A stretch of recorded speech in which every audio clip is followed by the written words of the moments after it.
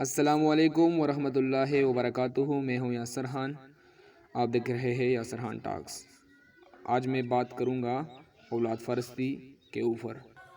اولاد پرستی کا فتنہ آج کل انتہائی عروج پر ہے، اور اس اولاد پرستی نے لوگوں کو خدا سے دور رکھا ہے۔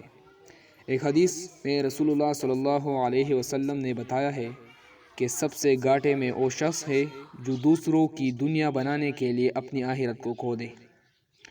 ہم میں سے ہر شخص آج کل اگر آپ دیکھیں تو دوسروں کی دنیا بناتے ہیں اور اپنی آخرت کھو دیتے ہیں۔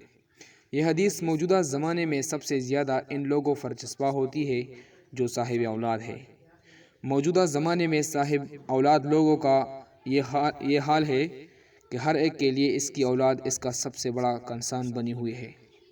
ہر ایک کا یہ حال ہے کہ وہ اپنی اولاد کے لیے زیادہ سے زیادہ دنیا کمانے میں مصروف ہے، اور خود اپنی آخرت کی خاطر کوئی حقیقی کام کرنے کے لیے آدمی کے پاس وقت ہی نہیں ہے۔ موجودہ زمانے میں ہر آدمی اس حقیقت کو بھول گیا ہے کہ اس کی اولاد اس کے لیے صرف امتحان کا پرچہ ہے۔ قرآن مجید میں بھی ایک آیت کا مفہوم کچھ اس طرح ہے کہ تمہاری مال اور تمہارے اولادیں تمہارے لیے آزمائش ہے۔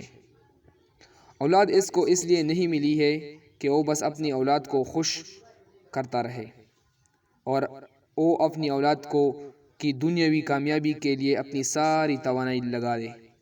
آج کل بہت سے والدین جو ہے اپنی اولاد کی دنیا کو بہتر بنانے کے لیے ساری توانائی جو ہے لگا دیتے ہیں۔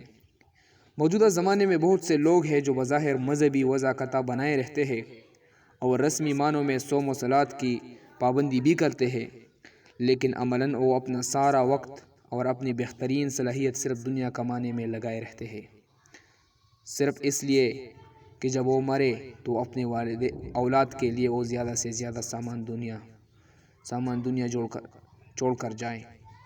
آپ نے بہت سے کئی لوگ دیکھے ہوں گے دنیا سے جاتے ہوئے انہوں نے اپنے اولاد کے لیے بہت سارا پیسہ سب کچھ چھوڑ دیا، مگر ایسے لوگ صرف اپنے آپ کو دھوکہ دے رہے ہیں۔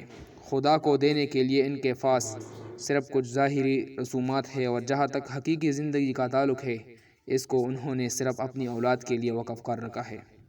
یہ خدا پرستی نہیں ہے، بلکہ وہ حدیث کے الفاظ میں اولاد پرستی ہے، اور یہ ایک حقیقت ہے کہ اولاد پرستی کا طریقہ کسی کو خدا پرستی کا کریڈٹ نہیں دے سکتا۔ خدا پرستی زندگی کا ضمیمہ نہیں، حقیقی خدا پرستی وہ ہے جو انسان کی پوری زندگی کا احاطہ کیے ہوئے ہو۔ والسلام۔